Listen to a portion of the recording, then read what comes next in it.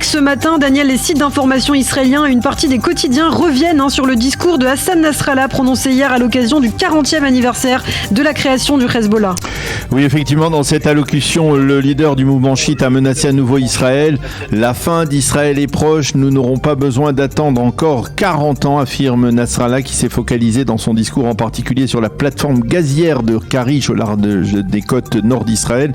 Nos missiles sont pointés en direction de cette plateforme gazière israélienne, a-t-il dit. Si Israël extrait en septembre du gaz de cette plateforme sans que nous ne recevions notre part, la situation sera très problématique, a déclaré Hassan Nasrallah. Selon lui, son mouvement dispose de drones qui peuvent passer inaperçus sous les radars de l'État d'Israël. Et puis la crise entre Israël et la Russie s'amplifie. On a du mal à voir comment on va éviter la confrontation directe à présent entre les deux pays autour de la possible fermeture des bureaux de l'agence juive à Moscou. Oui, le Israël Hayom rappelle que depuis le début de l'année 2022, plus de 20 000 juifs russes sont montés en Israël et depuis l'invasion de l'Ukraine, le rythme s'est accentué à 3 000 olim par mois.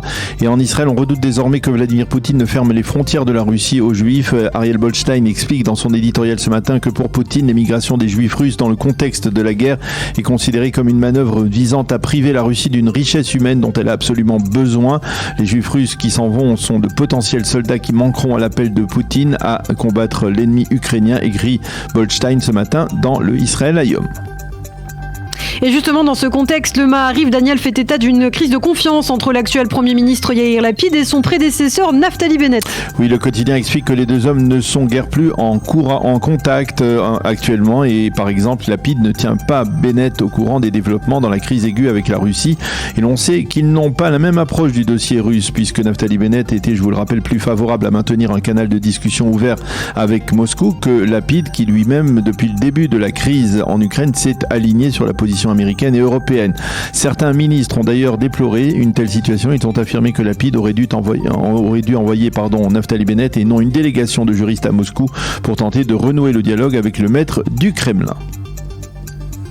Et puis le Israël Hayom, il va ce matin de sa révélation de son scoop autour d'un décret qui pourrait permettre aux Palestiniens de vendre des terres dans les territoires à des Israéliens. Pour comprendre l'importance de ce décret, il faut d'abord rappeler que depuis de très nombreuses années, tout Palestinien qui veut vendre son bien immobilier à un Israélien était arrêté, torturé et parfois même assassiné par l'autorité palestinienne. Comment l'autorité pouvait savoir qu'il s'apprêtait à vendre ce bien immobilier ? Eh bien, la loi l'obligeait à en fait obtenir d'un tribunal de l'autorité un document confirmant qu'il était bien le possesseur de ce bien et qu'il en était même l'héritier. De facto, cela freinait considérablement le nombre de marchés immobiliers de ce type. Désormais, Israël se contentera d'un document non plus du tribunal de l'autorité palestinienne, mais d'un tribunal religieux de la charia qui pourrait être bien plus discret, donc favoriser la vente de biens palestiniens privés à des Israéliens sans qu'au bout du compte, le vendeur ne risque sa peau. Et puis une autre révélation intéressante, toujours dans le Israël Hayom et toujours à propos des Arabes palestiniens. Oui, selon des sources palestiniennes dans la bande de Gaza, 5 Palestiniens se sont suicidés le mois dernier. Dans la plupart des cas, les causes de ces suicides étaient socio-économiques, comme le taux du chômage, un taux de chômage qui dépasse les 50 ou les 40%, les salaires qui ne sont pas réglés en temps et en heure, et bien entendu une pauvreté qui est omniprésente dans la ville de Gaza. C'est le cas de Hosni Abou Abbaria, un arabe palestinien de 26 ans qui s'est immolé avant-hier. Il a été conduit à l'hôpital alors qu'il souffrait de brûlures graves. Il a succombé hier à ses blessures, motif de son suicide. Sa situation économique catastrophique. Même chose pour un autre Palestinien de 36 ans qui lui s'est immolé la semaine dernière devant sa banque. Les cas de suicide sont connus grâce aux réseaux sociaux et ils sont le reflet de la situation économique dramatique dans la bande de Gaza et ce alors que le Hamas continue, il faut le rappeler, à dépenser des centaines de millions de dollars pour préparer des attaques contre Israël.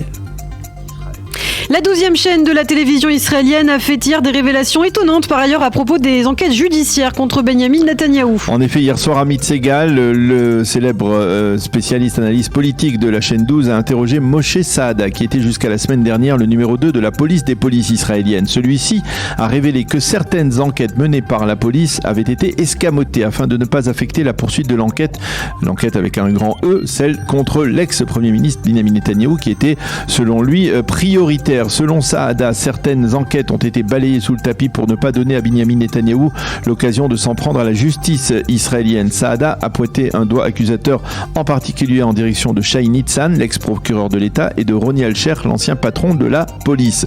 Le Haaretz reprend également en évidence ces accusations et précise l'ex-conseiller juridique du gouvernement Avichai Mandelblit a protégé Roni Alcher, le patron de la police, afin qu'il puisse aller jusqu'au bout de l'enquête contre Netanyahou. Affaire à suivre à ce sujet. Et puis enfin, nous terminerons cette revue de la presse par la manchette du Yediot consacrée à l'éducation nationale. Oui, d'ailleurs, ce matin, le Yediot Aharonot nous est parvenu que très tardivement et sa manchette est effectivement consacrée à la crise au sein de l'éducation nationale. Le cri du cœur des directeurs d'école, titre le Yediot Aharonot, des directeurs d'établissements scolaires israéliens qui affirment qu'ils sont confrontés à une pénurie grave d'enseignants en perspective de la rentrée scolaire. Un cri du cœur qui s'inscrit dans les pourparlers actuels entre le Trésor et les syndicats d'enseignants, vu d'une augmentation sensible du salaire des enseignants israéliens.